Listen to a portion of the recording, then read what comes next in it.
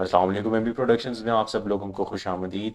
आज के सेशन के अंदर हम लोग ये सीखेंगे कि अगर हमने इलस्ट्रेटर को एडोब इलस्ट्रेटर को यूज़ करना है तो हम कैसे यूज़ कर सकते हैं, ये टूल हमें कहाँ यूज़ होगा, कहाँ पे हमारी इसकी ज़रूरत पड़ेगी और किस तरह से हम इस टूल को करेंगे इस्तेमाल।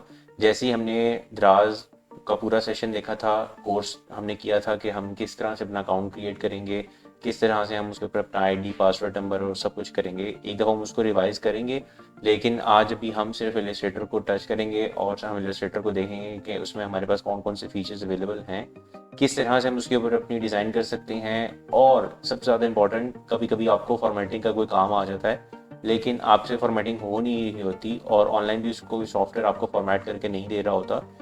तो सबसे अच्छा अगर फॉर्मेटिंग के लिए कोई सॉफ्टवेयर है तो वो एडोब इलस्ट्रेटर है। और आपके पास अगर पीडीएफ में फाइल है तो आप सारी की सारी एज इट इज़ फॉर्मेटिंग के ऊपर भी काम कर सकते हैं जैसा आपका सोर्स डॉक्यूमेंट है।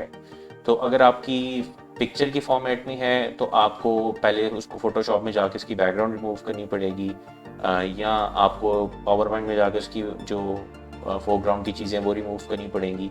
लेकिन अगर आपके पास पीडीएफ की फॉर्मेट में कोई फाइल है तो आप उसको एज इट इज़ वैसे ही फॉर्मेटिंग कर सकते हैं जैसे आपकी ओरिजिनल फाइल है। क्योंकि इलस्ट्रेटर में क्या होता है कि वो जब उसको एक्सट्रैक्ट करता है तो जो जो भी चीज़ होती है उसको एज इट इज़ ही उठा लेता है और बाकी फिर आप उसके अंदर से उसको जो उसके ऊपर मास्क की होती हैं चीज़ें उनको आप डिलीट कर दें और वहाँ पे अपनी टेक्स्ट बॉक्स क्रिएट करके तो काम कर सकते हैं। अच्छा, बेसिक हम अभी इलस्ट्रेटर ओपन कर लेते हैं, फिर बाकी डिस्कशन हम साथ साथ करते जाएंगे। थोड़ा सा लेट हो गया वीडियोस डालना क्योंकि थोड़ा सा चैनल के ऊपर इशू आया हुआ था, इस वजह से अभी वो चीज़ हो रही है। तो इन द मीन वाइल मैंने कहा कि आप लोगों को इलस्ट्रेटर भी मैं सिखाना शुरू कर दूँ।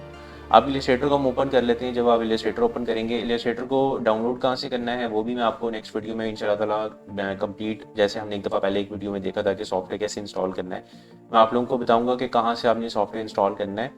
और ये आपको जो है क्रैक्ड वर्जन होगा तो उसमें आपको फ़ायदा ये होगा कि आपको बहुत सारे टूल्स अवेलेबल होंगे और आप इजीली काम कर लेंगे। और जितना लेटेस्ट टूल पे काम करेंगे उतना आपको ज़्यादा एक तो सीखने को भी मिलेगा और उतना ही आपको ज़्यादा अच्छा आपका रिस्पॉन्स भी मिलेगा।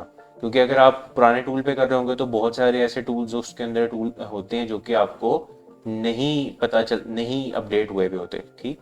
क्योंकि फोटोशॉप या इलस्ट्रेटर जो है वो लेटेस्ट अपने अपडेट्स किए जा रहे हैं। जैसे फॉर एग्जांपल एक टूल इसके अंदर है पेन टूल का। अब पहले वाला पेन टूल होता था कि आपको खुद सारा कुछ ड्रॉ करना होता था, लेकिन अब उन्होंने पेन टूल जो है वो अब उन्होंने कंटेंट अवेयर के साथ दे दिया कि आप सिर्फ क्लिक करेंगे और वो खुद ब खुद सारी चीज़ को आपके लिए ट्रेस करके दे देगा।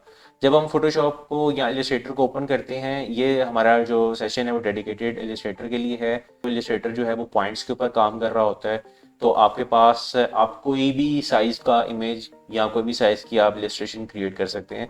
आपको ये कंस्ट्रेंट नहीं होता कि ये क्या, अगर आप इसे क्या कहते हैं ब्लो अप करेंगे तो ये ख़राब हो जाएगी। अगर आपने एक बिल बोर्ड भी डिज़ाइन करके देना है किसी को तो आप इजीली इलस्ट्रेटर के ऊपर वो डिज़ाइन करें और आप उसको एक्सपोर्ट कर लें अपनी पीडीएफ के फॉर्मेट में, पीएनजी में, या जो जो भी आपको फॉर्मेट चाहिए। तो आप उसको बिल बोर्ड पर अगर प्रिंट करवाएंगे पैनाफ्लेक्स के ऊपर तो डेफिनेटली आपको वही ही रिजल्ट मिलेगा।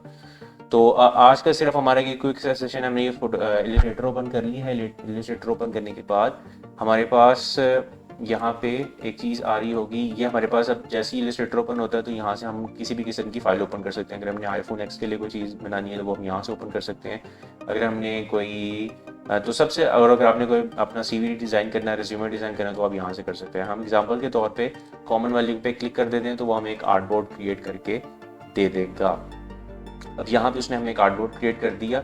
यहाँ से हम अपनी मर्जी के पिक्सल्स यूनिट्स चूज़ कर सकते हैं। आप पिक्सल्स में काम कर सकते हैं, पॉइंट्स में कर सकते हैं, इंचेस में कर सकते हैं। मैं आपको डिफरेंस बता देता हूँ। फॉर एग्जांपल अगर आप इंचेस सेलेक्ट करेंगे और फिर आगे चेक करेंगे कि आगे आर्टबोर्ड का साइज़ क्या, तो आपको सारा जो है वो आपको इंचेस में आ रहा होगा। 18 इंच बाय 10 इंच का है।